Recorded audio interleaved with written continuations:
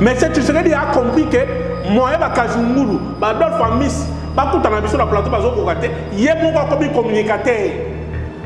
À comment répondre à Maman Marie, à comment répondre à Jimmy Kitenge, à comment répondre à Naya, à comment répondre à Jean-Marc Kaboul.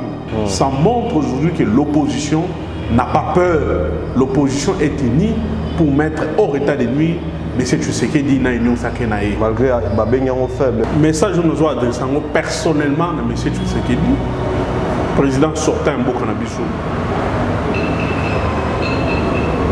Monsieur le président de la République, je suis personnellement choqué par les propos qui sont sortis de votre bouche. Na Tchad, contre la population congolaise.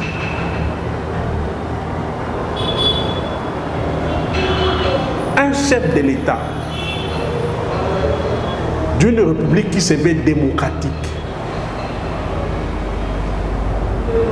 Azali moto oyo, tango akolobela makambo etali mboka, makambo wana ifo ezala fondé na kati ya lubeko. Mais si tu fais que abimisi malbona na monoko na ye, tolandi yango biso nyonso. Biso to banzi qui a des problèmes. Il y a les bossos. Mais si tu sais que en tant que chef de l'État, il doit faire un effort. Il y a la maîtrise, il y a des textes légaux, notamment la Constitution. N'a pas différentes lois organiques. Et puis Constitution est une loi organique. Pourtant statut, il y a opposition. Ce qui est aucun loi on a un article 15 et l'obiboui. Aucun acteur politique de l'opposition politique congolaise ne peut être interpellé ni arrêté à cause de ses opinions politiques. Mais ce qui me sait, tu sais que l'opposition à l'élevage allait péter. C'est-à-dire... Mais l'EMBA en tout cas. Et l'EMBA, nous avons compris que M. Tshisekedi est réellement un dictateur patenté. On a dit, à l'égard côté de l'opposition congolaise, il y a l'élo, n'a pas méthode de violence oye appliquée, na Etienne Tshisekedi, papa n'a pas à son âme, tant que l'opposition. Kabila, Azane, papier. Kabila, Azane, papier. Kabila, Azane, papier. Kabila, Azane, papier. Kabila, Azane, papier.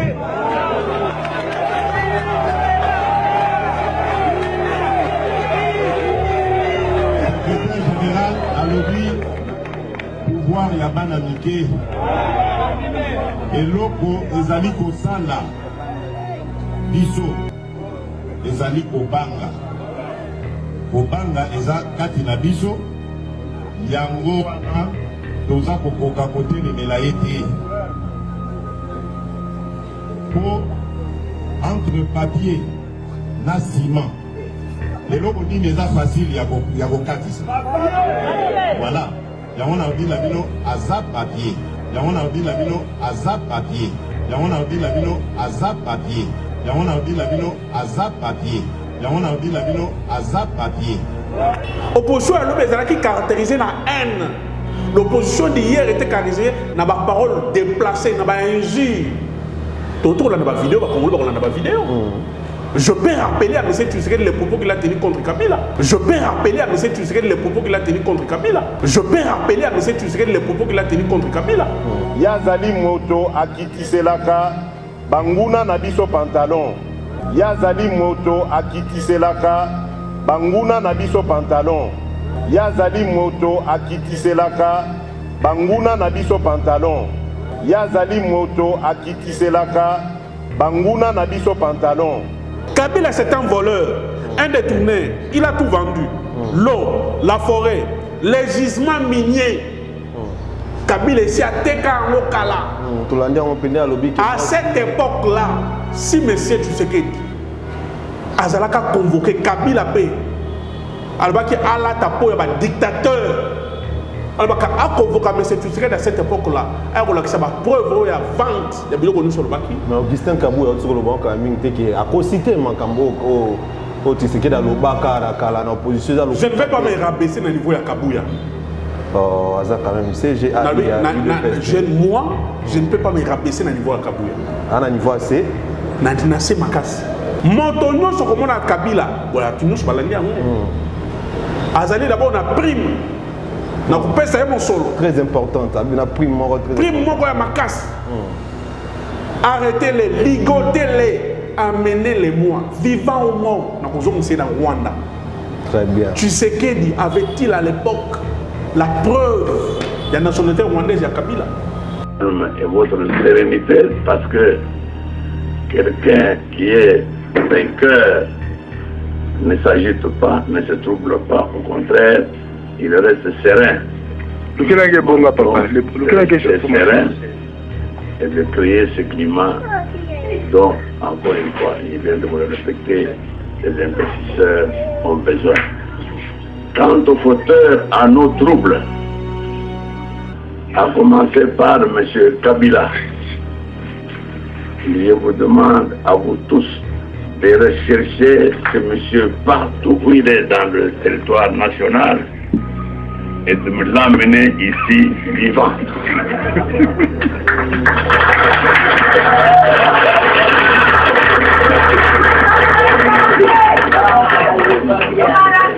C'est lui qui l'emmènera Kabila ici ligoté aura une récompense très importante. De même, le gouvernement de M. Kabila est démis depuis ce jour. Et les départements ministériels seront dirigés par des secrétaires généraux jusqu'à nouvel ordre.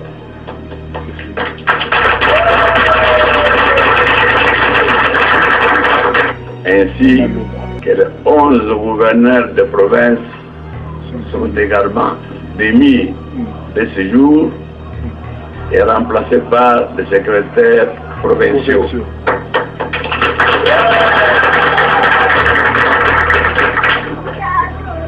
De tous ces gens, personne ne doit quitter le territoire national jusqu'à ce qu'ils puissent faire la remise et reprise avec leurs successeurs.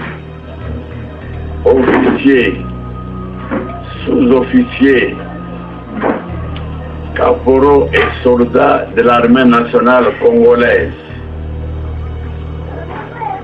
vous avez suivi, comme tout le monde, le déroulement des élections du 28 novembre dernier. Et vous connaissez ce qu'a été la volonté du peuple souverain. Je vous enjoigne de n'obéir qu'à l'autorité légitime qui a été votée par notre peuple et ne plus obéir à des individus aventuriers et criminels.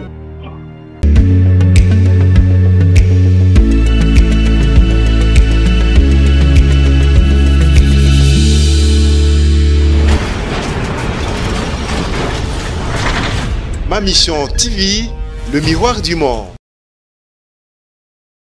Ma mission au cœur des actualités, réflexion, réfléchissons pour notre pays. Chers internautes fidèles abonnés, bonjour, bonsoir, bon après-midi, bienvenue dans votre émission Réflexion qui est présentée par moi, Alexis Wechi. Boye imalamu ba Congo mani pe peuple mokonzi partout boko landa biso. Le loto ya melbino mwana mboka. Kabiliste avéré et intègre ndeko Serge Tubin ya PPRD na yende toko sur la actualité tout surtout ba propos mokonzi mboka lobaki bato balobi eke ibongo mingi na ngambu ya FCC bien que ba komona pe fayulu mais ba moni mingi côté FCC tous en makanisi na bango par rapport à propos boyebi kende ko Jimmy Kitenge aza toujours na makala ako coupir na makala après mokonzi mboka lobi akotondisa lisusu ba prison est-ce que akobima est-ce que procédure ko kenda boni tomoni kuna boye ya ba soldats burundais officiellement na territoire est de la République nande ko Jimmy Kitenge to solo la nyonso eza ba actualité restez en tout cas branché ndeko mbote mbote ndeko wechi mbote na ba nyonso bazolanda biso le banda ya mboka diaspora ba bazali na Congo ba kongomani nyonso to pesi ba mbote nazobanda d'abord ko remercier banda bakanga secrétaire national na biso Jimmy Kitenge. C'est pour la première fois dans ma mission TV. D'accord. Nous avons d'abord pour remercier la diaspora qui se sont souciés de la secrétaire national Nabiso. État de santé. Merci infiniment pour vos appels, vos encouragements. Nous sommes ensemble. Nous avons remercié la classe politique du côté de l'opposition. Témoignage qui soutient indéfectible par rapport il y a enlèvement et puis détention illégale. Il y a camarade Nabiso, secrétaire national Jimmy Kitenge na Maluko et puis depuis qu'il a été transféré à Makala. Je m'adresse personnellement et je remercie personnellement les présidents élus Martin Fayulu, Madidi, Oyo Tomonaki, a tweeté qui a commis, on a décrié cette manière cavalière au Banlevaki, secrétaire national de la Bisso. Je remercie et je salue aussi l'honorable Claudel Loubaya, républicain. Mais aussi, je remercie tous les communicants de l'opposition. Très bien. Bazalier Belé, Bandekopre Pengé, secrétaire général de Voskitoko, l'ex légal, Focas, ils sont nombreux. Mike Mukeba, ils sont venus. Alain Bolodjoa, ils sont nombreux.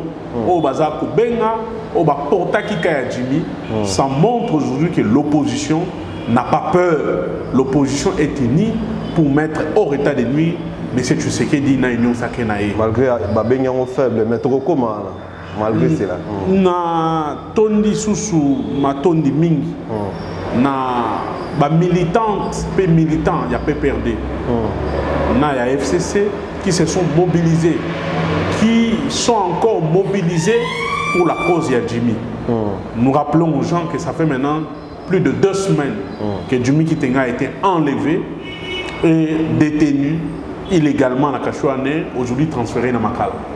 Ça fera aujourd'hui 5 mois que notre camarade du PPRD, secrétaire provincial en charge de la communication provinciale à Lualaba, pasteur de son état, Momo Molapa, a été enlevé dans Kolwezi, transféré à Lubumbashi, jusqu'ici à Kinshasa, til les lois Azali na Bakachouane, 5 mois. Azali une assistance à la famille politique n'a été, assistance à l'avocat, assistance de mon côté à la famille biologique n'a été. Nous décrions cette manière de faire et nous disons à l'âge de l'année, si vous pensez que les enlèvements, les séquestrations feront que l'opposition puisse se taire, monsieur l'âgé, détrompez-vous, nous allons continuer à nous battre pour le droit, nos droits qui sont reconnus dans la Constitution. Nous sommes de cœur avec lui, nous n'allons pas reculer. Quelles que soient les séquestrations, les enlèvements, les arrestations arbitraires, l'opposition va continuer à faire son travail parce que le travail de l'opposition est garanti par la Constitution, mais aussi par la loi portant statut et fonctionnement de l'opposition. Merci beaucoup Ndeko Serge Tubin pour notre balayage Joana et Bosso Tobandi. Alors Ndeko Serge Tubin, en tout cas Tobanda na actualité ça d'abord la population. Tout le monde la fois passé na Kanyamaka c'est comment est-ce que bako torturer moko ya bateau ba recruta qui parce que sous prétexte qu'il y a Ibaki. Est-ce que Zali manière à malama ko sala ngo po Zali bosoda to pe Zali malamu tende batu su bakoloba. Le Congo n'est pas un État isolé. Je n'ai jamais été d'accord ni avec leur mode d'opération. Mais ce qui se passe dans Kanyamaka, c'est ça. Je rappelle la commandante générale général Kassongo. On a vu que le Congo a ratifié plusieurs accords sur le plan international. Notamment, tu signes un pacte, il y a droit de l'homme et droit de peuple et citoyen. Dans niveau, il y a sous-région, dans l'association sous-région. Tu signes accord dans niveau, il y a niveau africain, il y a l'Union africaine, dans l'Italie, le respect à droit de l'homme, dans l'Italie, l'Union essaye pour bannir torture dans tous les actes qui sont liés à la torture, parce que Maïwana est péquissami dans un état moderne. Ok. Comme nous avons souscrit à ces accords-là, à ces textes-là, qui refusent la torture, qui refusent la violation ou les violations permanentes des droits de l'homme, dans ces différentes formes,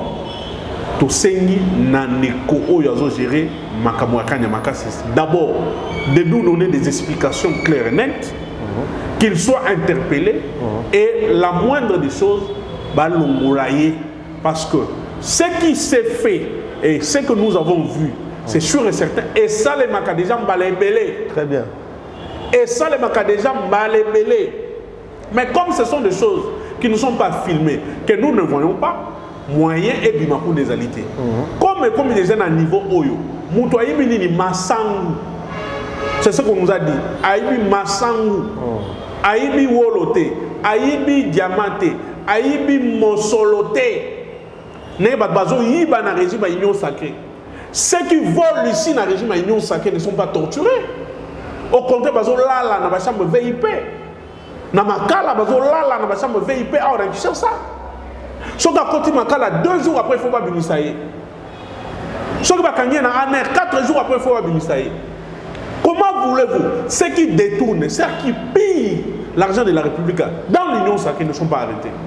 Mais le pauvre citoyen, Aïbi Massangu, certainement qu'il avait faim. Abomi Moutouté. Abomi Moutouté. Babi, la discipline, il faut aussi la discipline, et puis ça m'a dit la torture. Maintenant, comme ça, il y a travaux d'intérêt général. Il y a plusieurs manières de discipliner.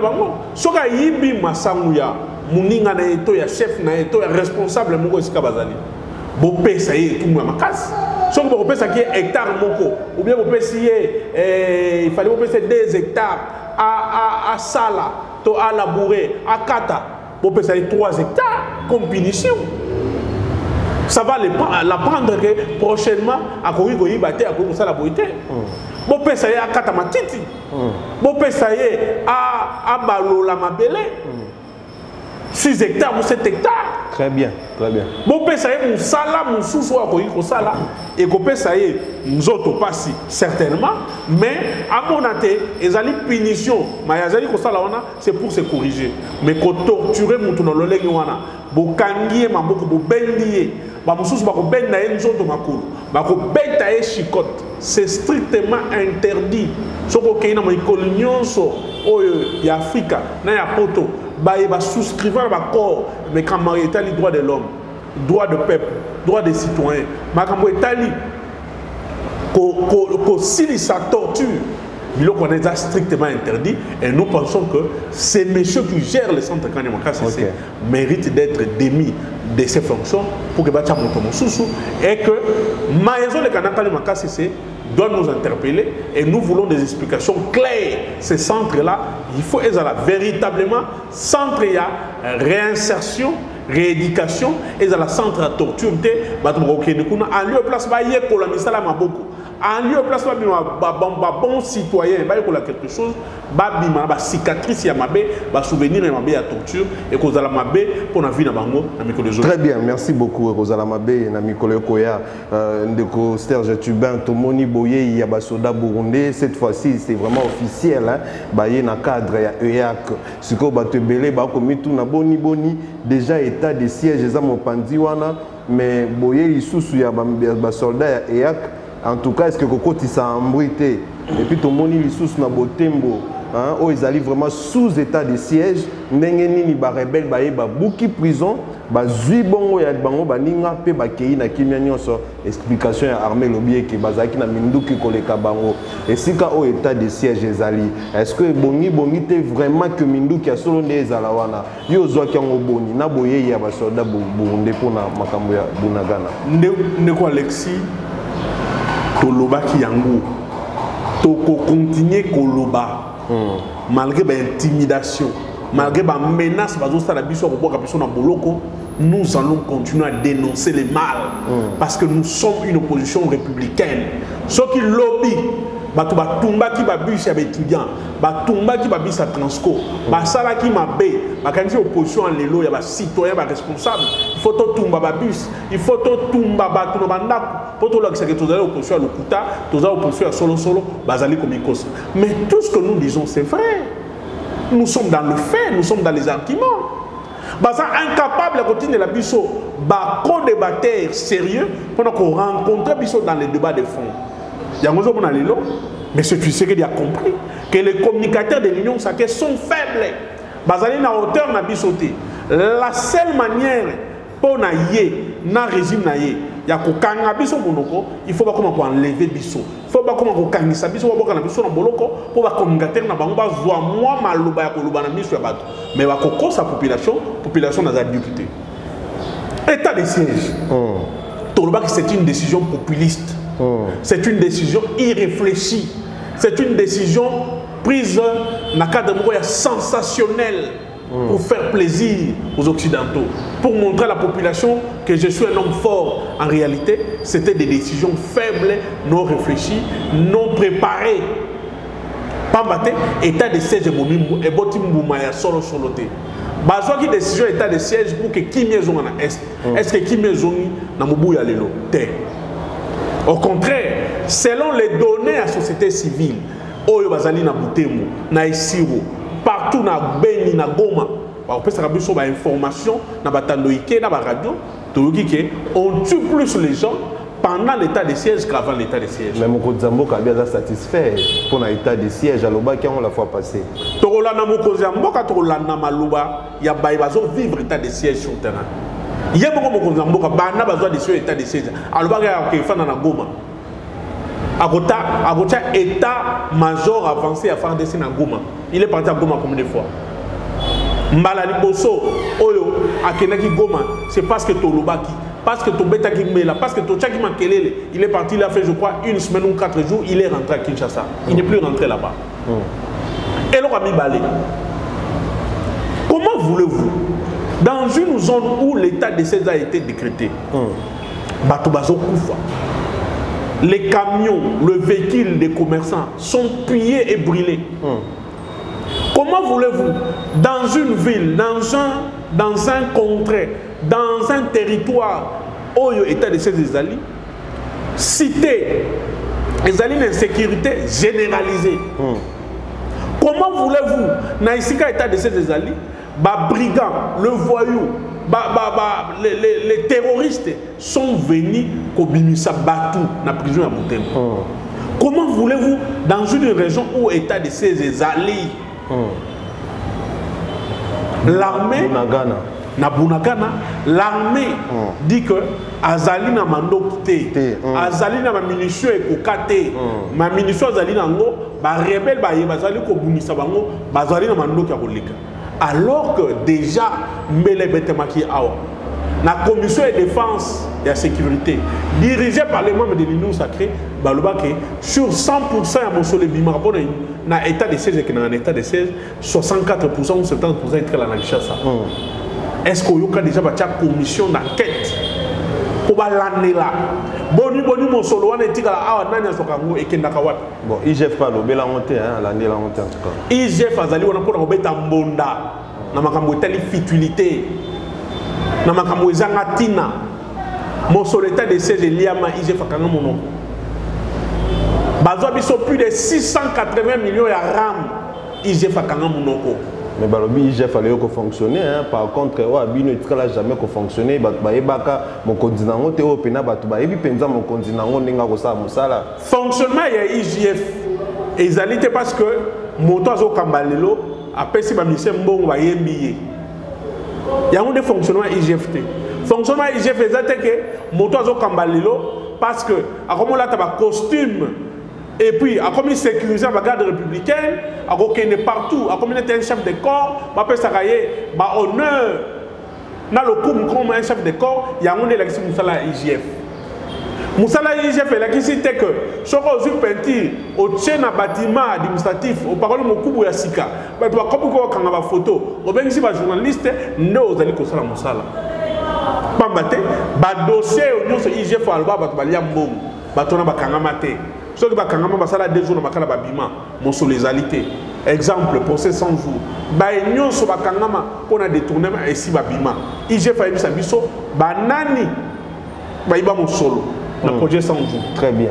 Parce que les présumés détourneurs, ceux qui étaient arrêtés, ceux qui devaient rembourser l'argent, sont tous sortis dans Makala. Très bien, on est solo. IGF a fait sa biso lelo, banani balia yoyo ya bana, banani ba ibambongo ya bana concernant projet 100 jours. IGF a fait sa biso, banani bazwa mon solo concernant 680 millions na mon solo ya RAM. Mon solo ya RAM ezali logé na compte nini. RTPC a chacun on a compte nini et qui gère ces comptes là. Ramba tu vas coller là. Toi tu vois si j'ai Ram voilà. Toi si ça non mon l'état de siège a été en tout cas l'état de siège a été une décision irréfléchie, une décision qui n'a pas permis que la guerre à l'est puisse prendre fin. Lelo Soromoni plus de 9 armées dans Mboka na biso. Na rappellera toujours Alexis Wechi.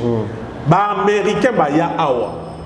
Patrick Mouya yana sama lukondo bakana wa mabangona yoko anjili bayana ni bayaka et sika bakina leo to yebiki bazana est ba informa biso bazonga bayak koya bayaki to mona ndenge bayaka kozonga pe fale to mona ndenge bazonga ba bisa kiso bayaki pona guerre est guerre silati meeting aérien sale ba wa pa bangolais to bisa ki bango ko sala meeting aérien na Goma ko sala meeting aérien na Butembo na Bunagana na Rusu.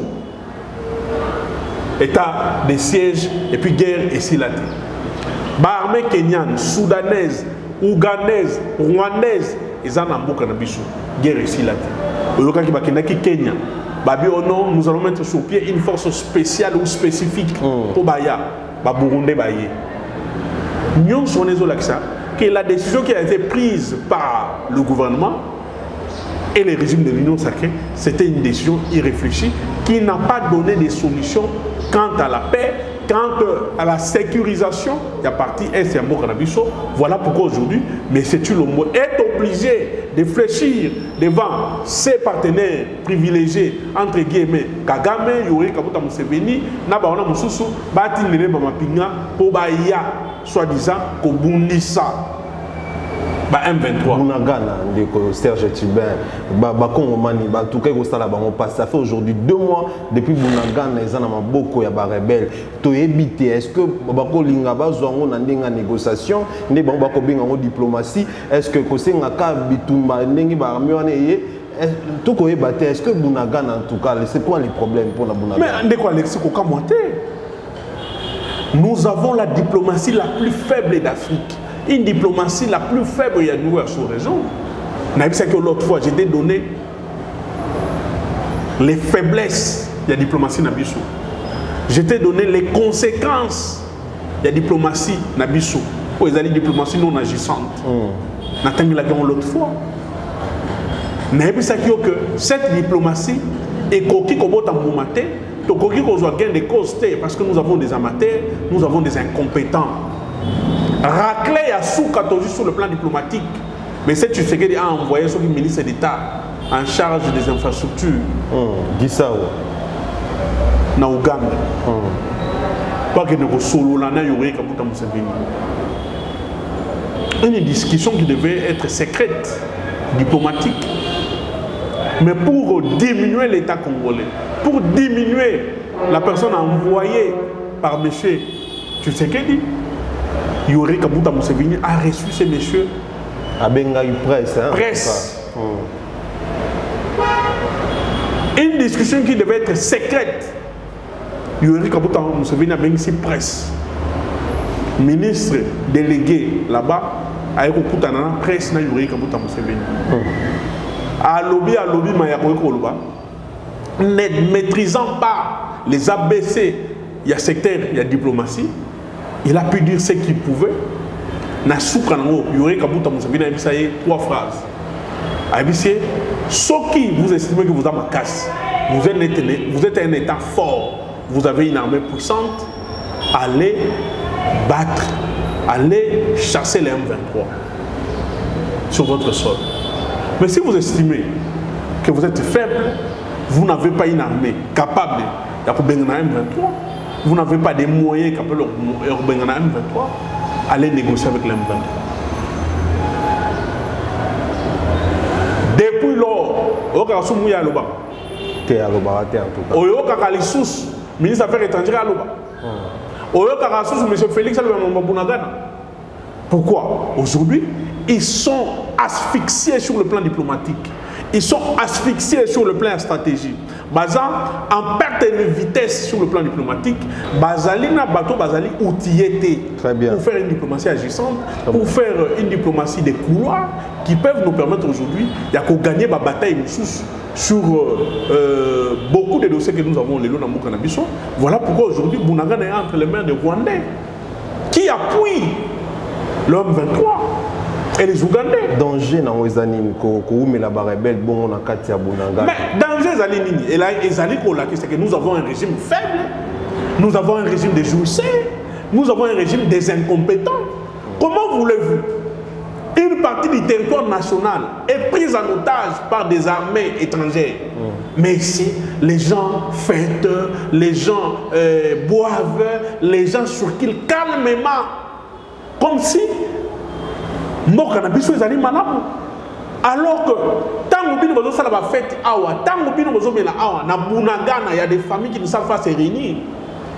Il y a des compatriotes qui ne savent pas faire ce que vous faites à Kinshasa. À Bunagana, il y a la peur.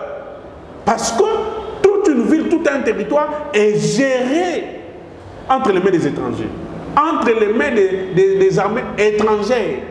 Ce qui est gravissime et regrettable, ici à Kinshasa, on est dans la jouissance, on est dans la gabégie. Ça va donner l'impression comme si nous sommes un État aujourd'hui où la solidarité nationale n'existe plus. Nous sommes un État où les fissures, Yabokabouani, et l'on dit déjà Mississa. Ça va donner l'impression comme ça dans la population à Est.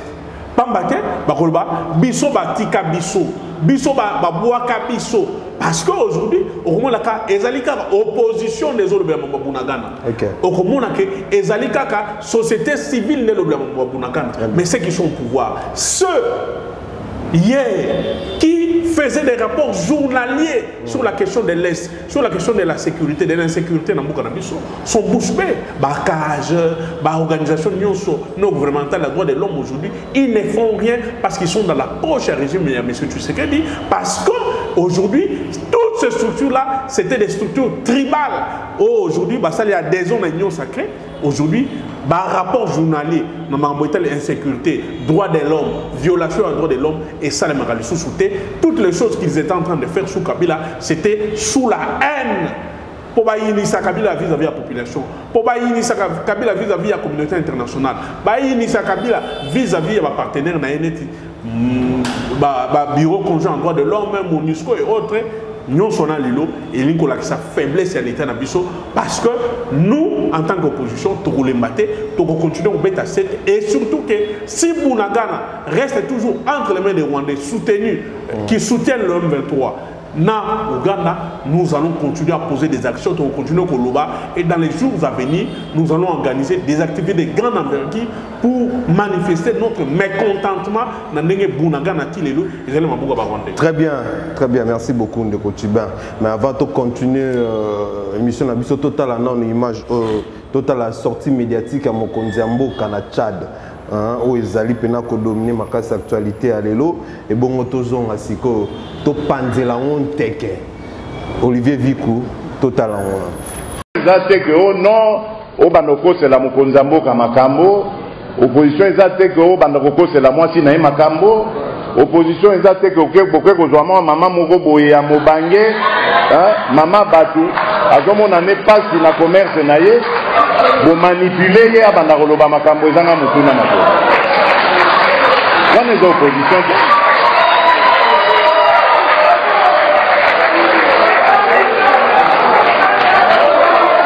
yango wana naza koloba na bino bolanda biloba loba te ngape na kozala intolérant na bato yo bakoluka kotia en danger unité nationale na kondima jamais mutu atelema abanda kosala tribalisme boyokaki ntango elinga ebanda na Katanga nakendeki nga moko nakei kuna po ete nayebisa bana mboka ke na Congo nga naza kodirige na kokolinga yango te Congo onga naza ko diriger moi na Congo nyonso azali ndenge moko.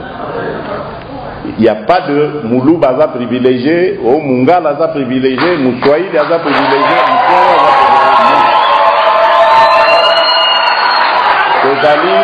Kozali biso banso bana ya tata na mama Kombo Congo. Voilà. Donc côté wana na ko tolérer yango jamais. Soki boloko soki maloko ekotonda na bato ya mbilinga ndengwana ekotonda ya pas de problème. Olingo la politique yeba ndenge basaka politique.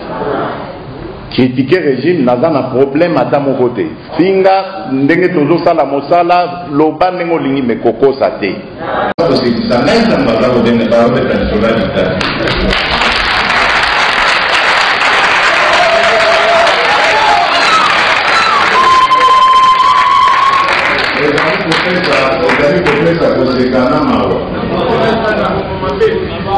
Comprendre que par contre, à tout le monde, il n'aime pas de vendre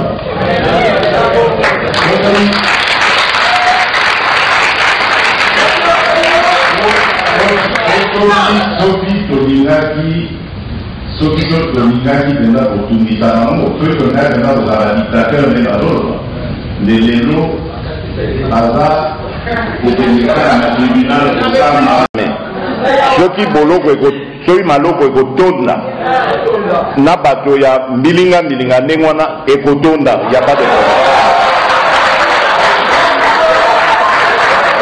olingo la politique yeba ndenge basaka politique. Critiquer régime naza na problème ata mon côté. Singa ndenge tozo sala mosala loba ndenge olingi mekokosa te. Soko bando kosa ke ono obimisa président kaza moyibi. Mais eza likambo monene. Eza likambo monene. Alors wana il faudra justifier la kisa ba juge likambo wana. C'est ça le magasin. Vous manipulez maman bozo ano ah kombo ya nyakeru ezalaka na Congo te mais yo ngo boma ngo kabola ba congolais. Qui a dit que kombo ya nyakeru ezalaka na congolais?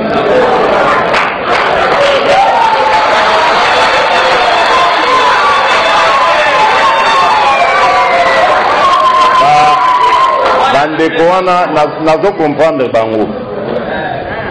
Nazo comprendre bango bazo yekola na opposition. Biso to salaka opposition il y a plus d'une trentaine d'années. Et puis opposition na biso ezaki ya pete boete et oya lelo. Opposition na biso ezaki penza ya kota okemba.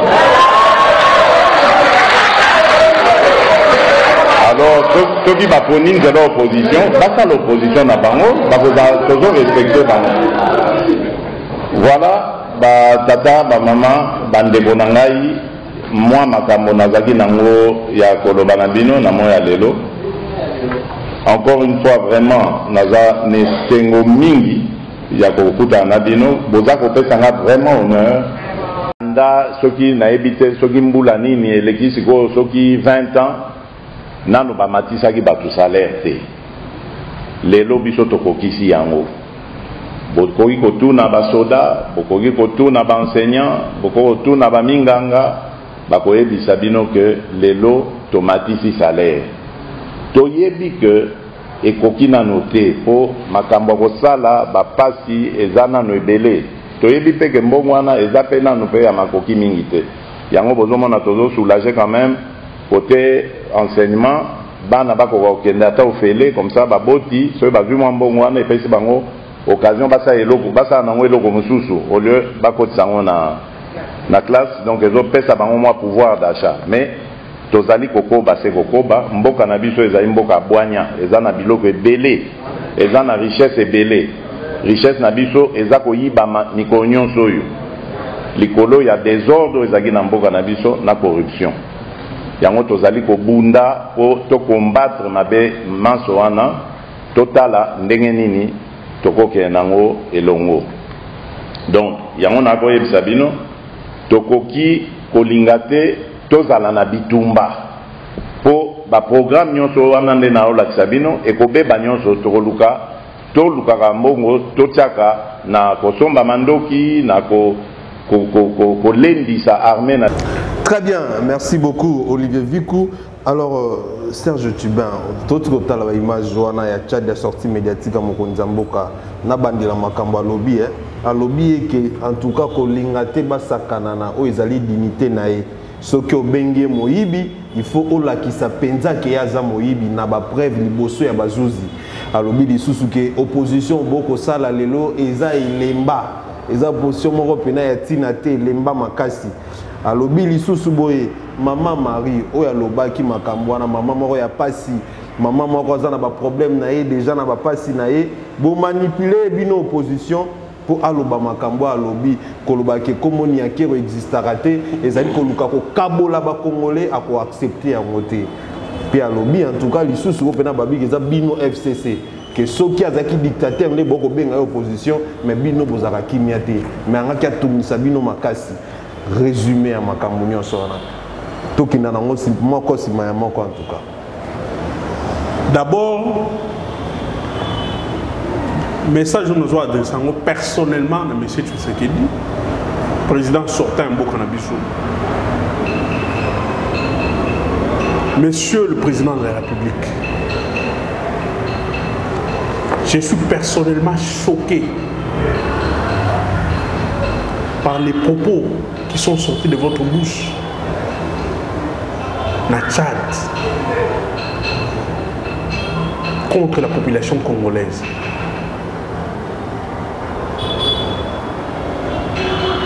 Un chef de l'État d'une république qui se veut démocratique, azali moto oyo tango akolobela makambo etali mboka makambo wana efo ezala fondé na kati ya lubeko pamba te babengi biso République démocratique du Congo. Et là, je veux réfléchir à deux niveaux.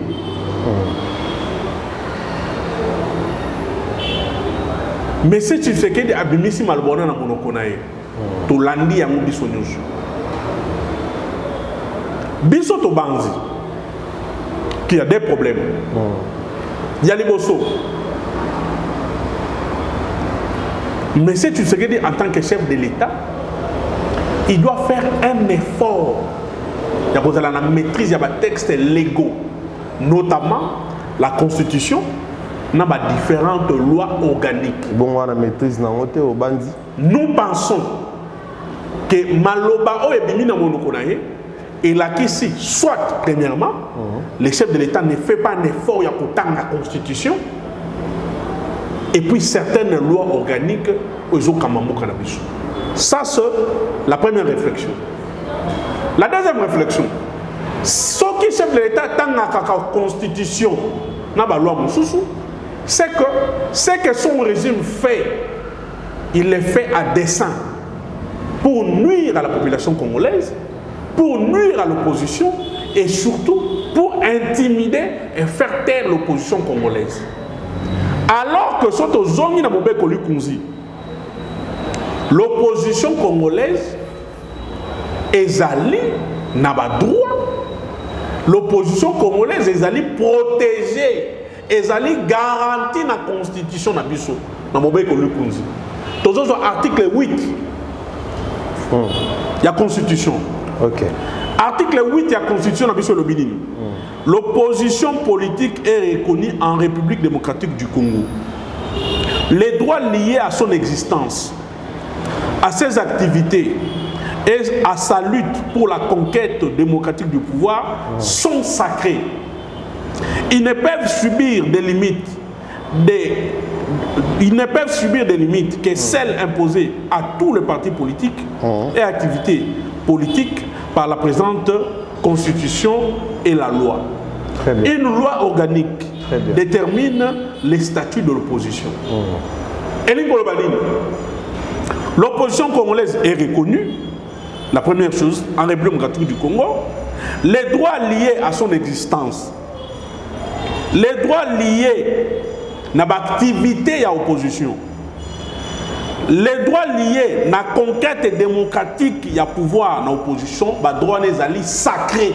Ok. Constitution est le bien. Et puis Constitution est une loi organique portant statut de l'opposition. Ce qui est aucun loi dans l'article 15 et le Biboui. Aucun acteur politique de l'opposition politique congolaise ne peut être interpellé ni arrêté à cause de ses opinions politiques. Opinion politique. Mais le bico fin en été, on a exemple mi balé à côté on a des ressources. Na fixé cadre. Il y a opposition. Très bien. Oui, ils allaient dans la constitution, mais aussi dans la loi organique de Bissou. Ok. Oui, parce que si on n'existe, il y a coexister, il y a fonctionner, puis il y a organiser l'activité dans Bissou. Et là on va les bosser. Faisons une étude comparative par rapport à ce que M. Tshisekedi a dit. Ne maille opposition à l'élection sala, na opposition à lobby. Biso to finga ka été, biso to finga ka mwasi na été, biso to finga ba membre ya famille na été. Tout ce que l'opposition d'aujourd'hui fait, les amis, critique objective. Il y a programme et gouvernement. Nous critiquons les actions qui sont menées et les programmes qui sont constitués, exécutés dans la présidence de la République. Malgré que Bazali na qualité, na compétence, il y a pour élaborer un projet. C'est tout ce que l'opposition d'aujourd'hui fait. L'opposition d'aujourd'hui fait quoi? Informe la population sur la situation réelle en Mboka. Parce que ce que tu as dit, Patrick Mouya, l'Okuta et l'équipe du régime à M. Tshisekedi. Sur plusieurs faits. Nous sommes un autre son de cloche. En termes, il y a poids politique. Très bien. C'est le travail que nous faisons. Mais ce qui me dit, c'est que l'opposition à l'élu est pété. C'est-à-dire. Lemba en tout cas. Et Lemba, nous avons compris que M. Tshisekedi est réellement un dictateur patenté. On a dit, à l'égard de l'opposition congolaise, il y a l'élo, n'a pas méthode de violence qui est appliquée, na Etienne Tshisekedi, papa n'a pas à son âme, tant que vous l'opposition. La méthode il faut que tout le monde batte. Il faut que tout le monde l'état de transport pour que l'opposition est allée. Il faut que le ministre de la marche, na balabala, ba kufa, makila ba congolais tanga pour que l'opposition est allée. Il faut que ça la ligne. Il faut qu'on manipule les étudiants, ba tout ma université pour que l'opposition est allée. Il faut que ça la ligne. Il faut qu'on finga ba konzi yamboka. Pambaté. Nous avons des extraits, ceux qui nous suivent à la maison. Tout là, dans moi des extraits, il y a opposition en cas après Tozonga. Olivier Vikouti, la bisonna nous, extrait où mon Kondiamboka, Félix Antoine Tshisekedi de son excellence, il y a Kalatan dans une opposition, Makamba Koloba concernant Kabila, tout peut concernant pouvoir aux qui à l'époque et bon Tozonga. Nayoki Bamuzu Baobi Kabila, Kabila, Azane. Papier.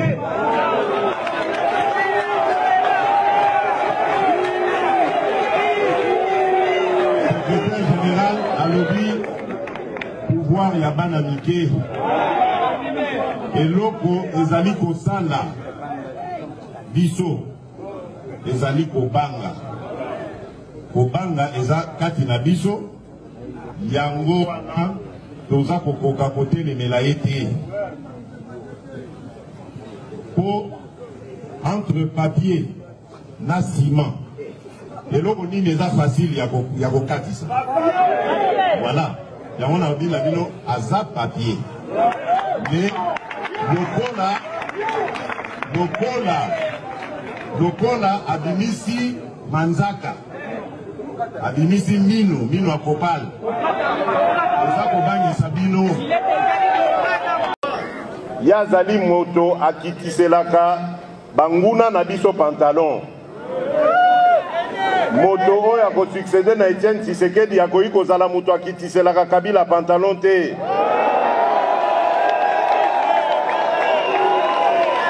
Tozali na tina ya kolanda ye te.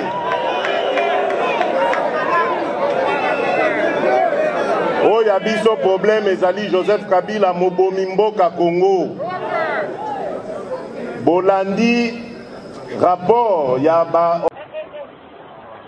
imprimer nyonso ya valeur ya mboka oyo. Ba document nyonso bomonaka ya valeur tokutelaka. Ndeko na ye ya mobali mutu aza na marché wana ya partout. Ba plaque oyo esambusaka totambolaka nango. Ezali kaka ya famille na bango.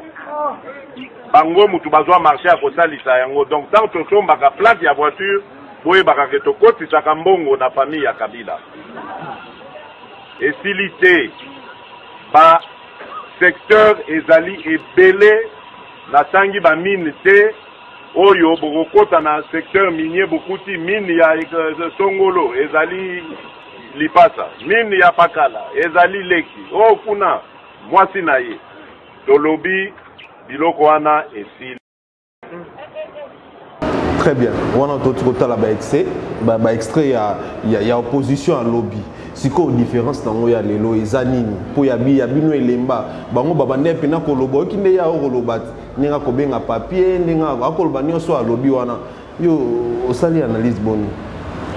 Opposition à lobby ezalaki caractérisée na ba acte ba vandalisme. Ceux qui ba sali marche ba leki na victoire il faut ba piller ba boutique ya ba pauvre population. Opposition à lobby ezalaki ceux qui ba sali marche il faut ba buka ba tumba mituka ba paisible les citoyens ba zoleka. Opposition à l'homme qui caractérisée la haine. L'opposition d'hier était caractérisée dans la parole déplacée, dans la injure.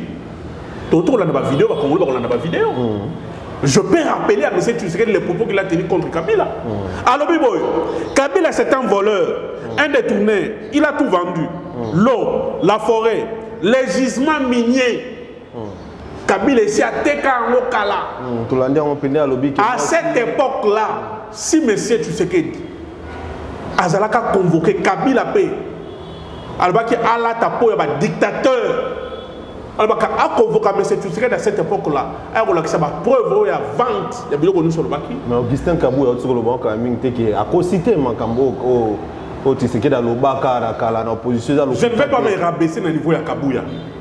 Oh, ça quand même, c'est moi, je ne peux pas me rabaisser dans le niveau de Kabouya. À niveau assez Nandinase Makas. IDPS. Moi, mon grand-père est cofondateur de l'UPDPS. Vincent Mwankem Nyarolem. Nalobaka avec fierté. Première déclaration à IDPS comme parti politique, on a sur ma campagne. Et pas Vincent Mwankem Nyarolem. L'UDPS, le Mwankem, de l'Iyaou, de Kibasa. Les alliés d'IDPS, il y a noté. Et bien, Kabouya. Je ne peux pas me rabaisser à son niveau. S'il pense que les faits et les choses dites par M. Tshisekedi d'hier étaient vraies, Kabouya n'a qu'à nous amener des preuves à la télévision. Il y a vente, il y a jugement, il y a Zamba na Maï au Kabila Teka. Maloba Moussous. Tshisekedi hier opposant lobby boy. Nako solo lana mutute. O akitiselaka Kagame pantalon. Remplaçant Etienne Tshisekedi à cause de la moutoua qui tient la Kagame pantalon. Il s'adresse à Joseph Kabila, chef de l'État. Il va interpeller. Il y a un PD pour la vidéo de PD, il y a un PD et un PD. Son père, mon grand-père, qui camarade intime, il y a un Mwankem. Ayebisa Kabila boy. Montonion Soroya pour mon élanga Kabila. Arrêtez-les, ligotez-les, amenez-les moi, vivants ou morts. Na kozongi saye na mboka na wanda. Vous allez appuyer dans ma vidéo. Olivier, vidéo. VAR, hein, monsieur Dorobé. Va, ils ont appuyé là-bas. Et votre sérénité, parce que quelqu'un qui est vainqueur ne s'agite pas, ne se trouble pas, au contraire, il reste serein. Donc, serein et de créer ce climat dont, encore une fois, il vient de vous le respecter, les investisseurs ont besoin. Quant aux fauteurs à nos troubles, à commencer par M. Kabila, je vous demande à vous tous de rechercher ce monsieur partout où il est dans le territoire national et de me l'amener ici vivant.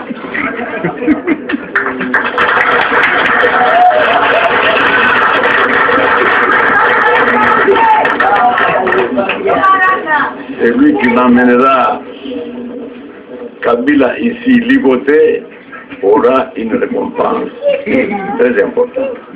De même, le gouvernement de M. Kabila est démis depuis ce jour.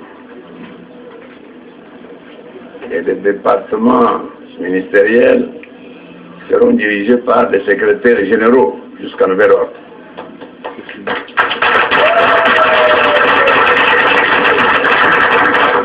Ainsi que les 11 gouverneurs de province sont également démis de ce jour et remplacés par des secrétaires provinciaux.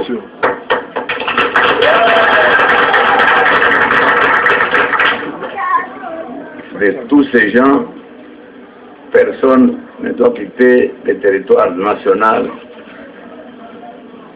jusqu'à ce qu'ils puissent faire la remise et reprise avec leurs successeurs. Officiers, sous-officiers, caporaux et soldats de l'armée nationale congolaise, vous avez suivi, comme tout le monde, le déroulement des élections du 28 novembre dernier. Et vous connaissez ce qu'a été la volonté du peuple souverain. Je vous enjoigne de n'obéir qu'à l'autorité légitime qui a été votée par notre peuple et ne plus obéir à des individus aventuriers et criminels. Très bien. Motonyo sokomona Kabila, voilà, tu nous balandia. Azali d'abord on a prime. Na kupesa yemo solo. Très importante, na prime moko très. Prime moko ya makasi. Arrêtez-les, ligotez-les, amenez-les moi, vivants ou morts. Na kozo mse na Rwanda. Très bien. Tshisekedi avait-il à l'époque la preuve de la nationalité rwandaise de Kabila? Monsieur Tshisekedi, Félix, opposant hier, à lobby, la société nyonso mona na Kinshasa, où ils ont livré ma plaque, ils ont livré ma passeport. Ils ont une société gérée par la famille Kabila. Et mon solo nyonso to futa kala ba société wana et que na na libenga ya famille Kabila. Tu as un chiffre $64 et que na et pas ya Kabila ya famille Kabila. Va. Ah, toko kenda po ils la tête toko fondé. En tout cas va ça la musana. Très bien. Est-ce que au moment Joseph Kabila a eu sa justice et bien ça monsieur Tshisekedi a coupé sa preuve et bloqué. Ce qui Kabila n'était pas un homme d'État, un républicain. Ce qui Kabila n'était pas au-dessus de la mêlée, avait décidé à l'époque que M. Tshisekedi Félix aille à la télévision, toi aille à la justice. Tu penses que M. Tshisekedi avait de preuves que Kabila a joué la société à la plaque. La société union se fait ça va passer. La société union sur Congo attend on a posté dans la famille naïe mon solo na petite famille il y a Kabila Balia. Tout ce qu'on a été. Le même Tshisekedi ayem sibiso ngai na comme chef de l'État na kolinga te ba kanga un homme politique parce qu'il a critiqué ngai. Jimmy Kitenga Salini. Jimmy Kitenga fingi nani. Babi a le membre lokuta, il faut l'accent et l'okoni ne ko l'accent qui. Même Maye Etienne Tshisekedi à Loba. Maye moko Félix Tshisekedi à Loba. Baki na ba preuve non. Mais ouais, Jimmy il y a une preuve. Makambozo Loba wana oh non, il y a Momo Olive. Et ça un journaliste international collègue Batman site na ezali, tweet na ezali ti le loi longola à côté. So ba lingi mazo information ben collègue Batman ba pesa information wana. Maman là bas sali 5 mois na année, sans famille, sans avocat, sans na année on vendre na ni po ba bakanga bakacho ako vendre wa. Na zo comment wana. Je vous confirme que Momo là bas sali 5 mois na année, Jimmy Kitenga monaki. OK. Asala kinini, afinga kinani. Henri Magie akangama afinga kinani. Ferdinand Kamera outi prison afinga kinani. Barnabé Belingani ou na prison afinga kinani. Babi outrage. Quoi penser mon kondiamo de quoi Alexis. Je vous ai dit que nous sommes une république qui se veut démocratique. Cette république qui se veut démocratique s'exerce sur base de textes. La loi fondamentale, la loi mère qui fixe les cadres, il y a un engrenage constitutionnel et ça constitutionnel. Quand une loi est contraire très bien à la constitution, très bien, cette loi-là tombe caduque. Sauf que c'est une loi spécifique, loi organique, manco, et allez les sous-souter en harmonie avec la constitution de Bissou. Constitution est na primauté na loi wana. Makambi ya loi wana ekokwea. Loi wana oya 1969 63. Mambo outrage à chef de l'État et tout ça, c'était la loi ya Kala. Et à l'époque, il y a loi fondamentale. Tata Kassabou a récoupé un mot. Aujourd'hui, nous avons cette constitution, cette loi-là doit tomber caduque. Parce que la loi ici, c'est la loi cadre, la loi mère qui fixe les fondamentaux de l'état des droits dans le cannabis. Donc, nous ne pouvons plus dire que la loi là, mambo outrage. Outrage, on a pas le un Congolais a connu retenir regard. Yamabé, État Leli, Yamabé, Liloba. Tout ça, ils ont considéré comme outrage contre une autorité. La pression fondement, il y a opposition. Article 8 de la Constitution, nous avons dit un article 15 de la loi pourtant statut opposition. Autant encore le moment de dictature, bien en tout cas ceux qui ont été dictateurs, mais bino bozana kimiate surtout pena Kabila. Ara kimiate ceux qui ont été dictateurs, eux la sankaza moté mamalamu ndé ate bino kimia sinon ceux qui ont été dictateurs en tout misabino makas alobi en wana. Neko Tshisekedi c'est un vrai dictateur. Un dictateur patenté. On a mis. Je vais humaniser les cachots, les services d'intelligence. Cachot na ane vous allez les sous-souter, na deuxième vous allez les sous-souter. Ça la mona bakanga ke bataki na cachot ya nini? Ya ane. Jimmy Kitenga, azaki na cachot ane 10 jours. Il a été torturé. Il faut en dire adhésion à l'union sacrée. Babeza Lukuta torture on a bofondé. Jimmy Kitenga a été torturé. D'ailleurs, il y a une vidéo qui choquille. Au moins, pota nanzoto na ye. Maneko ya Women Watch, organisation non gouvernementale, ba yekota la na parquet. Il a été torturé pendant des jours. Privé na droit à colia pendant 4 jours. Na souka la mwa sengaye, il faut pas mémailler par M. Félix Tshisekedi a adhéré à l'union sacrée. Babeli ba journaliste ba yena ané. Ba yebisi asa la vidéo senga Félix Tshisekedi boli misi pardon. Jimmy Kitenga dit n'a commettre infraction mon côté. Je ne demanderai jamais pardon M. Tshisekedi. Si vous estimez que j'ai commis une infraction, envoyez-moi un juge naturel langay to samba. Na yeba na nazali plaignant infraction ni na salle. Donc ba yela ki ba journaliste. Ce que Jimmy Kitenga nimaki qui a abîmé la bolo il allait faire une déclaration mais c'est abîmaka. OK.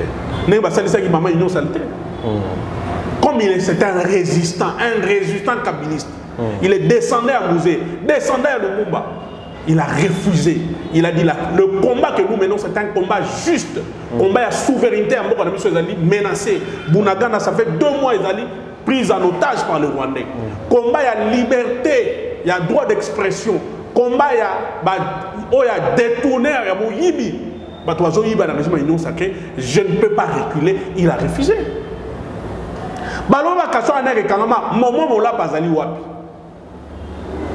Secrétaire national en charge de la communication, il y a Kolwezi. Azali, n'a pas caché en Tchalamon Azali n'a pas caché en alors bien Azali, dictateur T. Les enlèvements. Jimmy Kitenga a été enlevé. Bolo, il y a 4 jours. Aïcha qui a un enlèvement. Jacqueline Dala a été enlevé. Les journalistes se sont enlevés. Yves Bouya a été enlevé. Patrick Local a été enlevé. Mes collègues comme Kabon, même Maman Marie. Danou Kefoula a été enlevé. Maman Marie, une femme de 70 ans. Vous pouvez enlever à 3 h du matin. À Soukol, tout à Zana, Liputa, Natolo. Bon, enlevé. Les journalistes se sont enlevés. Les hommes politiques sont traqués, sont muselés pour nous faire taire. Et puis, chef de l'État, lobby, bah, caché Kotonda. Avant de continuer, surtout il y a union sacrée pe ba communicateur à UDPS na landi bango mingi mokola lo balobi soki Kabila za na kimia eza pona mokonzi ya mboka na ba infraction tout Kabila sala moto abatela keto moto apesa e kimia na Congo eza mokonzi ya mboka. Est-ce que ça reste solo? Kabila azali na kimia parce qu'il est chez lui dans son pays. Kabila azali na kimia parce qu'il a géré ce pays 18 ans en toute transparence et démocratie.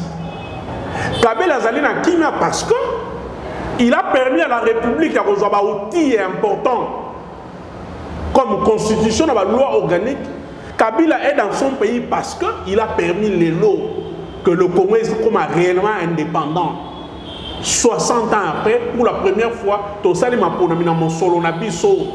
Mon solo, va passer biso, pour va passer biso dictat, tel va passer. Kabila azana kimia parce que c'est un Congolais, il a le droit de vivre dans son pays. Babi ana ba fraction belé, babi Ahmad Tungulu libanga ya pamba bambaka et mema na liwa ba fraction na tout et na kati so babi ba mema ngo musika e koza mabe makasi pona Kabila. Nana boma Olivier Mpunga. Soki ba lingi ba ramener makamwana nyonso. Nena oka bande kuna ngai. Oh non, Ahmad Tungulu ndeko mususu père à l'examen, c'est pas pour minimiser. Liwana bango. So ndeko Sebea, liwana eza na mutu ya Kabila. Ndeko Rossi Mukendi père à son âme, mais liwana eza na mutu ya Kabila. Nani aboma ba policier na marche à IDPS Kaboun na Kabuya organisé par l'IDPS à on a scène plus de 4 policiers bakufa. Tu sais qu'il est parti s'incliner dans matanga ba combattant au bakufa ki. Il y a des policiers qui n'ont pas de bango. Nana boma Olivier Mpunga. Nana boma Defa Opalou. Nana boma Davin Kalala. Ne kunanga ya sidé. Ba boma na devant 10e ligne. Nana boma yi. Nana boma Olivier Samakwete. Babi Ahmad Tungulu zaki enlèvement. La liste est longue. S'ils veulent ramener tout ce qui s'est passé dans le passé, les abus des agents commis à tel service dans Moutou à Kabila, nous pouvons aussi ramener tout ce qui s'est fait aujourd'hui dans Moutou à Tshisekedi. Dans Moutou à Tshisekedi, Nana Boma Olivier Samakwete, Nana Boma Defa Opaluku, Nana Boma Olivier Punga. Et ça, n'a pas besoin de moi si je vais Sassi Awa, dans le boulevard Tchatch. Bah imagine ce qu'il a. Mbanga et Panza dans Makila et Zotanga. Nana beta Massas. Babi ke ezaki rare na emoko azaki. Nana beta Massas. Aza ou apeta de centaines d'années. Non, ces gens-là qui parlent comme ça, ils doivent être modestes. Et d'ailleurs, Neko Alexis, bateau IDPS en réalité dans beaucoup de les santé. Si ce pays est ce que nous sommes aujourd'hui, l'IDPS en a contribué à plus de 60%.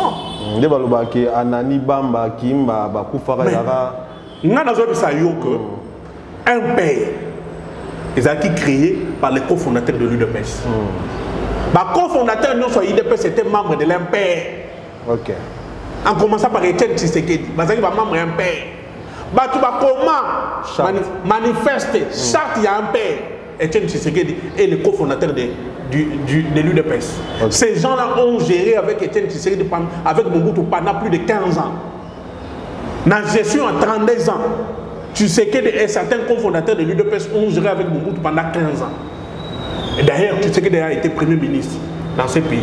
Il a été ambassadeur plusieurs fois. Il a été PDG plusieurs fois. Il a été ministre à l'époque, secrétaire à la justice et autres plusieurs fois. Ils ont une responsabilité. Mais est-ce que Solo Babi signe? Mais Tango, je vais citer, Tango Balongwe, Bakero ça la UDPS, maman Mouakem.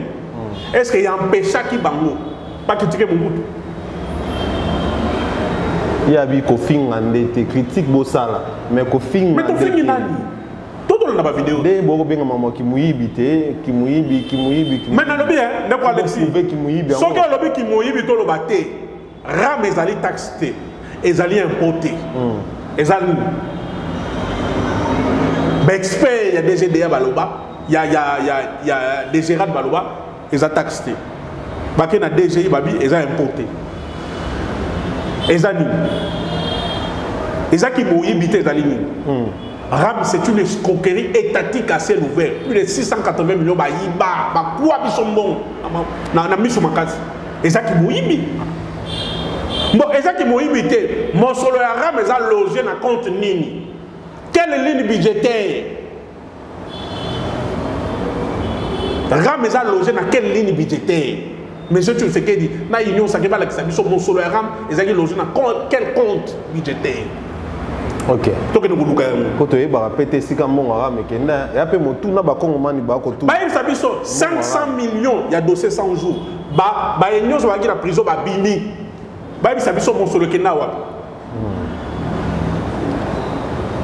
Tu les élus, na Kassai, to monaki, yemo kwa ke na Kassai, banzela il faut de tomber tomber. Tout le bâté, monsieur le chef de l'État. Si vous estimez qu'en muselant l'opposition, en intimidant l'opposition, que vous allez rester au pouvoir pendant plus longtemps, vous vous trompez. L'opposition est prête à cause de causes justes. À cause de défendre l'intégrité, nous n'allons pas reculer. Et en plus, ce qui est moi, Sima, le même Tshisekedi, hier à l'opposition, avec ce qu'on dit régime comme au Kangaba opposant. C'est que le régime est comme une souka, le régime est comme aux abois. Nous confirmons aujourd'hui, avec les propos tenus par M. Tshisekedi Natchamena, que le régime IDPS Union Sacrée est à la fin. C'est un régime finissant, c'est un régime agonissant. 2023, parce qu'ils n'ont pas de bilan. Il y a eu deux PES, il y a Union Sacrée, Balobiboy.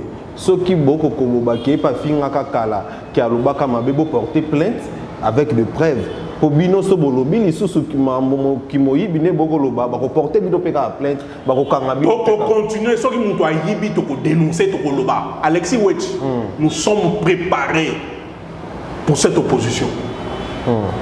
Ceux qui me c'est Tshisekedi pensent que opposition ezali ko finga ba opposition ezali ko buka banda ko ba opposition ezali ko tumba banda ko ba ne ba tumba banda ko ba journaliste ba tumba banda ko ba kimuta ba Jean-Marie.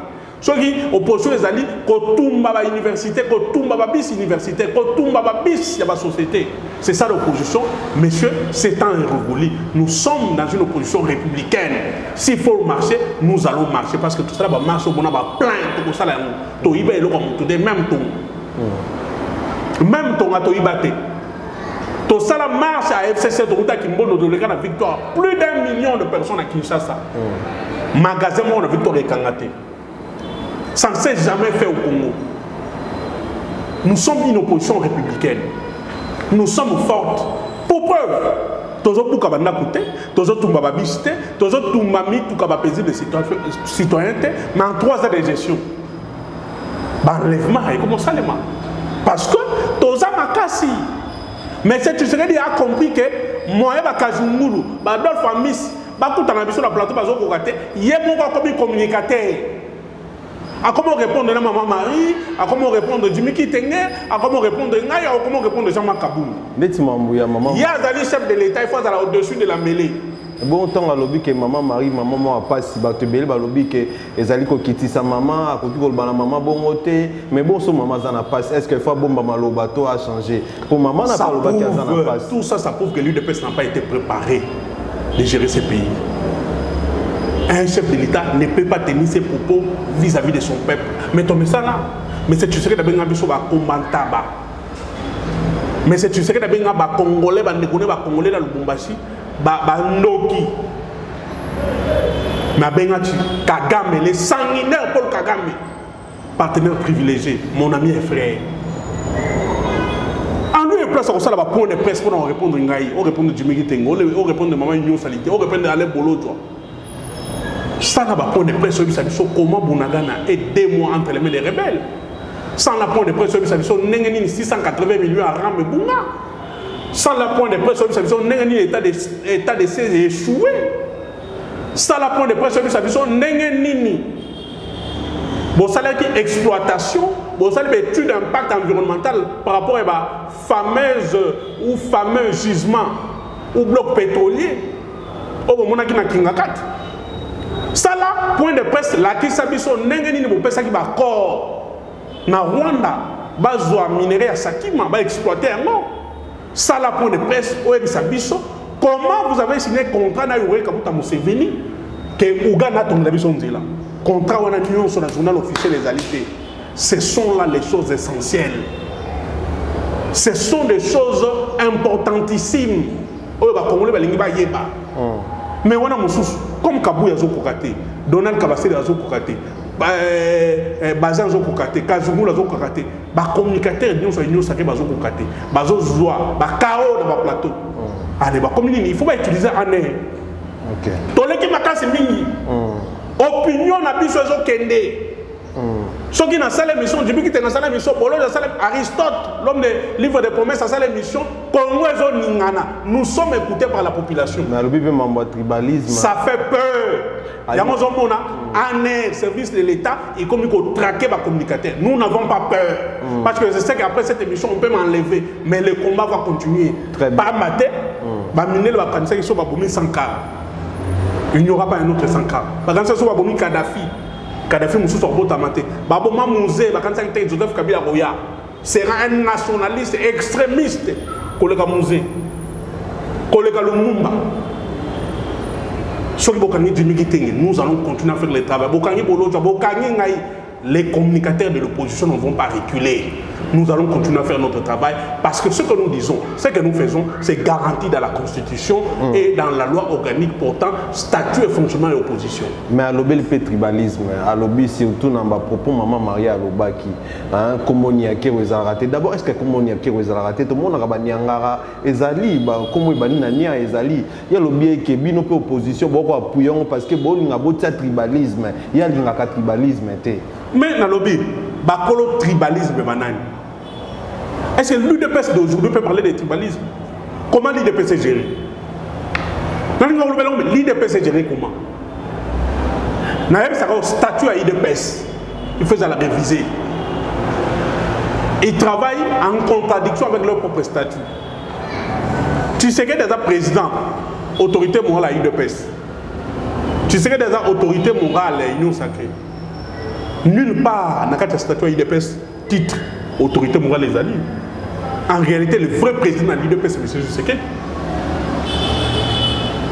Alors, sur la constitution, il y a chef de l'État, il y a président de la République, il y a chef de corps, il y a un cadre exécutif. Et quand on a poste de c'est en violation de la constitution. Je vais présenter M. Kaboun, Kazaki Moulouba. Parce que Kaboun ne défend plus leur cause. Comme Moulouba. Comme Moulouba. Je vais présenter M. Katangé. Donc, je vais présenter M. Je vais présenter Kaboun Katangé. Lélo, comme il ne défend plus la cause, il y a Gabézi, il y a jouissance, il y a Moulouba. Donc, nous pouvons descendre pour vous dire que l'UDPS était géré par Kaboun Moulouba, Kabouya Moulouba, Peter Kazadi Moulouba, Wakenda Moulouba. La plupart de l'architecture, il y a commandement et l'UDPS, c'est géré par Moulouba. Nous avons un communicateur à IDPS, l'Union sacrée. La présidence peut conseiller. Non, non, tu n'as pas un communicateur. Bazan peut Bazanan. Moulouba. Kazungulu. Azanan. Moulouba. Pin Azanan. Moulouba. Kankolongo Azanan. Moulouba. Joël Kiteng Azanan. Moulouba. Diabanza. Non, Diabanza Moukongo. Ah, Diabanza Moukongo. Les seuls Moukongo. Bazaka Bibale. Diabanza n'a mis. Les restes qui sont restés là. Balouba. On est sauvé. Tellement même à communicateur à l'Union sacrée, il n'y a que deux. Diabanza et Amis. Amis c'est Dimanema, Diabanza Dibakou. Tellement même la considération à l'IDPS, Diabanza n'est pas considéré. Alors que c'est un... Alors que ce côté va communicateur à l'IDPS, moi ma casse. Il y a Diabanza. Les restes là, c'est vide. C'est vide de contenu. Bazali va dialogiste. Si je veux faire un débat de fond, là c'est sentir que je suis en face d'un communicateur formé, instruit. C'est Diabanza. Mais bon, Guili, oh le Bakapé. Est-ce que on a fait l'émission dans Oued, Guili c'est qui? Moi c'est un secrétaire national d'un grand parti, secrétaire national adjoint. PPRD. Molanani a dit tu me parles de Guili, Guili c'est qui? J'ai de l'estime pour parler un peu de Diabanza, oui. Il était. Non, mais Guili Baza. On a des dialoguistes, les parlementaires des bouts qui ont passé 38 ans sous le bois à faire les dialogues. Niveau T, toi. Non, il a quelle qualité? Qualité de Penzezate. Il a quelle qualité? Par respect, d'ailleurs par respect, nous faisons certains débats avec l'IDPS par respect, par élégance. Très bien. Nous ne pouvons pas débattre avec eux. Très bien. Ils n'ont pas de qualité. Très bien. Kabou a eu beaucoup lobby que structure va communicateur dans l'IDPS c'est raté. Mais les gens passent à la télévision comment? Donc des ordres alors? Ils n'ont pas de qualité. Ils n'ont pas de qualité. Ils ne sont pas mandatés pour passer à la télévision. Mais ils passent comment? Ils communiquent au nom et pour le compte de qui? Ça sent les désordres déjà dans le parti. Désordres dans le parti, il y a la structure étatique. Nous ne sommes pas étonnés. Ils n'ont jamais été préparés pour gérer ces pays. Et grâce aux élections organisées par Joseph Kabila, avec l'argent du contribuable congolais, pour la première fois, et où la Kisabiso, Bosoto IDPS, qui se croyait un grand parti, qui se croyait un parti donneur de leçons. En réalité, ils sont aujourd'hui au pouvoir, incapables de retirer les leçons, il y a bonne gouvernance, il y a état des droits en pratique. Ils sont incapables. Très bien. Merci beaucoup, Serge Tubin. Bato bolandi biso bomoni matière ndenge bimi na lobanga bolanda ngatenga na songi. Et puis nga na au milieu des villages te na mingi côté ya peuple. Peuple ezali Jimmy Kitenge lokwa bakangi tokoloba. Peuple ezali tant tokomona ba menace ya ngwana nde population na au milieu des villages te bo tenir nga rigueur te. Merci beaucoup ndeko Serge Tubin. To sepeli en tout cas koyambayo. Moi liloba souka pe ba communiquer au étali parti beaucoup préparé ni congrès lisola congrès to koyo kango lisusu te. Est-ce que ça a repoussé? Pourquoi et pourquoi? Nous sommes un parti sérieux. Bisso, toutes les grandes décisions de notre parti, ils ont un congrès. Parce que c'est l'instance Oyo, ils ont une grande décision. Il y aura une option politique à ma casse. Commission préparatoire, organisation en congrès, c'est ça qui mon salaire. Il ne reste que pour fixer date pour le congrès. Ma mission TV sera parmi les médias pour couvrir le congrès. Nous passerons ici pour vous donner la date. PPRD comme parti phare, il y a FCC. Parti phare, il y a opposition, il y a résistance, il y a des lots. Nous disons à M. Tshisekedi que si vous croyez que Kacho et Kotonda, Bisso toko lemate comme ça la musala na Bisso, parce que nous estimons que notre travail est un travail qui consiste à informer la population, c'est un travail qui consiste à donner un autre son de cloche en dehors du régime. Et notre travail est garanti par la Constitution, la loi mère et la loi portant statut opposition. Mais si vous estimez qu'il faut museler l'opposition, il faut qu'on kanga ba communicant, il faut qu'on kanga ba cadre à PPRD. Parce que ce qu'on a dit, le régime Tshisekedi va faire une fixation sur le PPRD.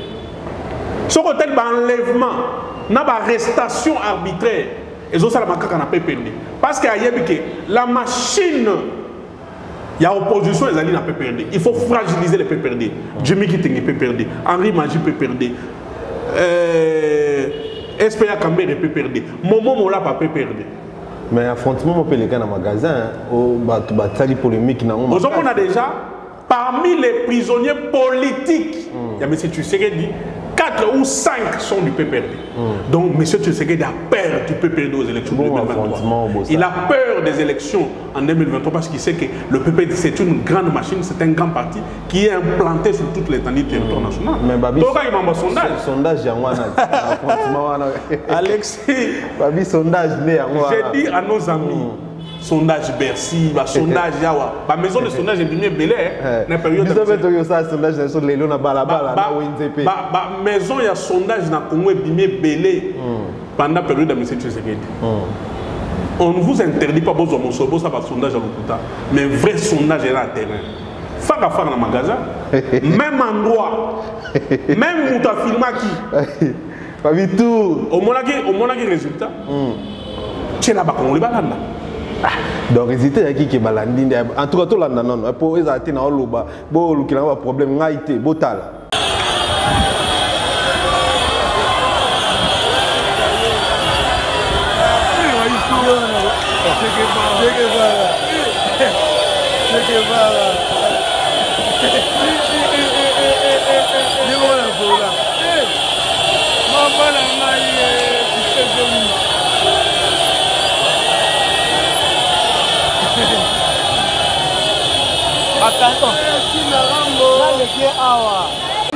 Fachi, tout a Fachi. Yo, Fat Mabungu. Fachi, Raïs Aleki Fachi. Oh, et India, magasin tombé. Oh, Fachi. Oh, et India, Kabila la Fachi Aleki. Siko eloko ekokamu isangai ya Kabila tomoni bato belé en tout cas bako benga mokonzi ndeye ya Fachi tomoni bato te msupo ya Fachi ezaki pour cortège ba soldat ba msu babangi pour Kabila leki sans ba soldat Fachi l'équipe na ba soldat belé ndenga likaka msu bangisi bato kolanda te moi différence même kolanda te bato ndata balabala ba betre maboko bato ndata balabala na bobodu balabala est-ce que Kabila za populaire koleka Tshisekedi non bien na changu babanaki na masina tiki ngakati bamemi na makolo ba image ezali tiens ba kongolo batala tokaki mutu moko alobi ono Kabila pesi batu mbongo bino pepo pesa batu changu mbongo bazwa bino bana masina ti malu beti Union africaine citoyen Union africaine kotomoni na tonga koleka batelemi kaka ba otala même awati même si on banga ba soldat bazo banga lo te mawa batali muto alakaki bango 250 promesses non tenues Congo comme Allemagne d'Afrique tout ça ka Congo 2019 na kosoma plus de 8 avions Airbus Tilelo kaka ba avion Kabila suma Congo Airways ba otamla nango bakena ko kodé fa ba avion Kenya Airways société en faillite bazu ba Embraer ba avion Embraer type brésilien. Il y a seconde même à Yenangwa. 2 mois à Pamba, incapable à Kofuta, 5 millions de dollars. Kenya Airways a bouté l'avion. Insolvabilité, Sony, Mboka Sony, régime ya Sony Namawa. Baboto l'avion.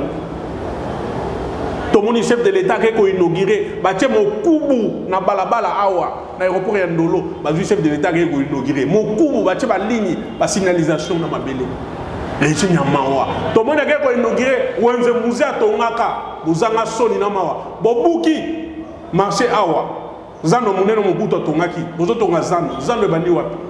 Mais comme Soni Kangara Batoloma Kolote, Baké a inauguré des pavillons. Na marché à liberté. Marché à liberté, des pavillons. À Beda Sokatongi, va déplacer le chef de l'État qui est Koto. Sony. Bah, Sony, bah, même chef de l'État, na Banda. Tonga déjà depuis Kabila ici là, et la peinture. Bah, ça les souscriptions à 39 maisons. Bakosio cité chef de l'État tongoli ba soldat. Na ba communicateur na le kuta ba incompétent ba journaliste incompétent ba journaliste. Ba gens ba tena réseaux sociaux chef de l'État tongi cité ba soldat. Et ça démagogie, c'est un régime, il y a démagogie à l'Okuta. Nous n'allons pas reculer. Qu'il pleuve ou qu'il neige, nous serons là pour dire la vérité aux Congolais parce que c'est ça notre travail et notre travail est garanti par la Constitution.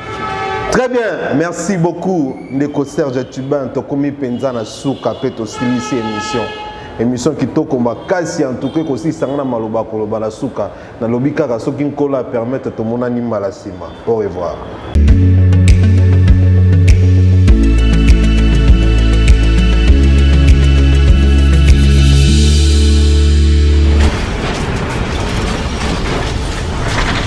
Ma Mission TV, le miroir du monde.